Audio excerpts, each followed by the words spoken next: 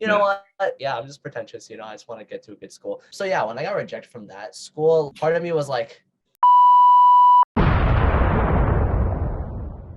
Hey guys, how is it going? Welcome back to my YouTube channel. My name is Jeff, and today I have a very special guest. So I will be talking with Calix Huang. This guy is a motherfucking genius. When he was 16, he taught himself how to code in 3 days just through a Udemy course. Those of you who've watched Udemy courses or taken courses online, you know how impressive that is. Like, that shit is boring. Like, I'll be god honest. I've never been able to finish a course on Udemy because it's so hard. But this guy finished it in 3 days, crash coursed it, built and sold multiple companies after that, worked at like a bunch of other amazing jobs. This guy's probably a millionaire right now, and he's not even 17, bro. This guy can't even like buy a drink at a bar, and he's featured in so many newspapers like TechCrunch, NBC News. The self-taught coder programmed the project in one night. I was actually able to get like a really like simple version of it running in maybe 6-7 hours. Calix founded Hours, a virtual studying platform that connects students from anywhere in the world. And in 6 months, more than 20,000 students in more than 120 countries were using Hours. So yeah, this guy is like pretty legit. So today I had the pleasure of sitting down with Calix and talking a little bit about some of his biggest failures and how he navigates imposter syndrome. I feel like oftentimes when we try to do something ambitious and when the results or the outcome doesn't turn out the way we want it to, we give up. We start to think that, oh shit, I'm not legit, I'm not good enough. I want you to feel more confident whenever you do go through roadblocks and you just recognize that it's part of life, it's okay, and you keep it moving. Let's just jump right into it. I'm gonna stop talking. See you guys at the end of the episode. Bye. I saw on your website, you have this quote. Failure sucks, but at the same time, it gives good context to where you've been and where you might go in the future. It teaches us about ourselves, allows us to reflect, and if you take it the right way, it can give you hope for the future. I like to put my failures out on display because I don't like to give off the vibe that I never fail and discourage others.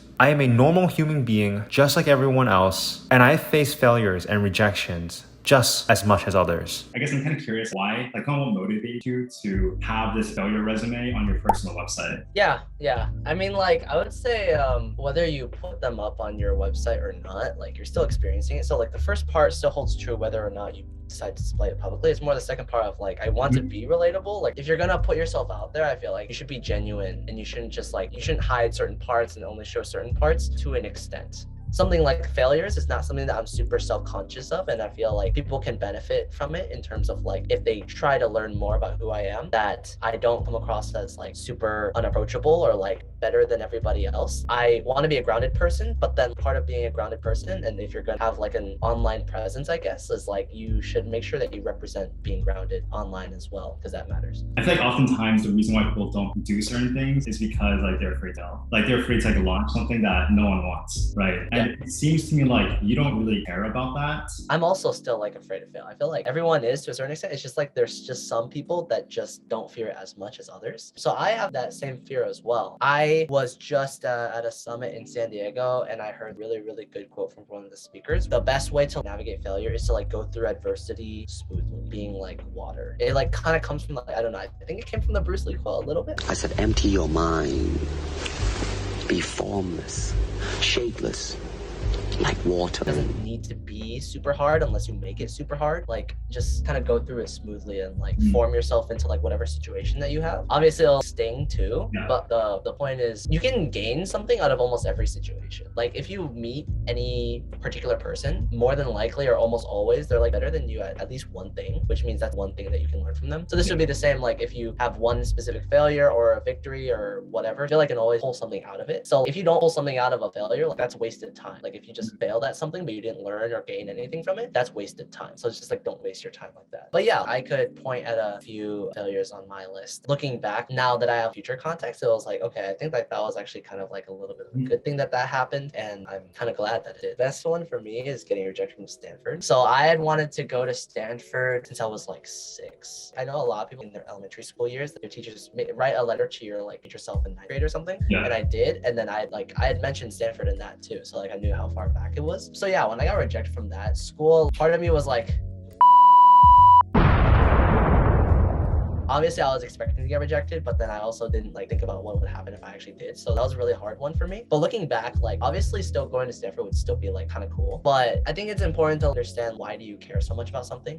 For me, like it's just prestige. Because if you look at all of the other applications I submitted, like Harvard, like all the good schools, right? Like and a few like kind of targets and safeties and stuff, right? I kind of accepted for myself, like, oh, I guess I'm just like a pretentious person. That's why I'm doing, right? And I was like, you know what? That's probably the same as a lot of people. So I'm just gonna own it. And that's what I said to everyone. Yeah, I'm just pretentious, you know, I just want to get to a good school. It was the truth. But like when I also thought about it, like, okay, everything that I do, I want to be like really proud of it. And the school that I go to is especially important because it's like that's where my new life is going to start. That's where I'm going to live. That's where I'm going to make my new friends and spend almost 24/7 at. That's a full commitment, and that's why I care so much about when I tell someone that's where I go to school. I want to be proud. I'm proud of the new school that I'm going to be going to. Now that I'm going to a different school, it's in a different area of the world. Like it's not like Stanford is like an hour away from where I live, and I've lived in the same area my whole life. Like one huge benefit I see is like I don't have to live in the same place. Like I feel like this is a really good opportunity for me to like leave my hometown, because my family's only moved once and it was like 15 minutes away. Like it's literally been the same area my whole life. And I've been wanting to like escape the Bay Area for a bit of time now. So like that's an opportunity to do so. Do you ever feel like an imposter, especially around your Stanford friends? So I have like a lot of friends that go to Stanford or are going to go to Stanford. I don't necessarily feel like any imposter syndrome on that level specifically, because I already feel proud of where I'm going to go. And I already have a clear reason as to why I'm like, wouldn't go to Stanford or whatever school. And I think a good gold standard is to not care what other people are doing. I, among others, have not like fully grasped onto that. But like knowing that that's what you're working towards is still helpful, because it's like when you catch yourself looking at someone else's stuff, then you can like hopefully have a level of self-awareness where it's like you're catching yourself and you're like, oh wait, but like I'm still doing all of this stuff. And I think it can get like, I've gotten into a lot of cycles where it's like I'm looking at what someone else is doing and I'm like, oh shoot, like why am I not doing that stuff, right? And it makes myself feel like less. I think a lot of people do that, but like just like even if they're doing objectively better by your own perspective, like you can try and convince yourself out of that or not. But either way, like as long as you're like constantly understanding like, well, hold up, but like what I'm doing is still cool. Like it can be like really easy to be like, they're doing cool stuff, so my stuff is not cool in comparison to theirs. But it's like, it can still be like they're doing cool stuff, I'm also doing cool stuff, right? Like it doesn't have to be like black and white. Honestly, some people are just doing like really cool things. And if you're trying to like lie to yourself and be like, they're not doing that cool stuff, I'm better. It's like, that's not really like true in your own perspective. Like they can still actually be doing cool stuff. That just doesn't mean that your stuff isn't cool. Okay guys, I hope you've enjoyed part 1 of this 2-part series that I'm doing with Calix. And if you've enjoyed it, please give this video a like. Also comment any questions you might have and subscribe to this channel, please. I'm currently at 196, I believe, and I'm really trying to hit 1,000. I want to hit 1,000 subscribers because then that means I can make money from creating content, which is awesome because I could have never imagined being able to make money making videos like these.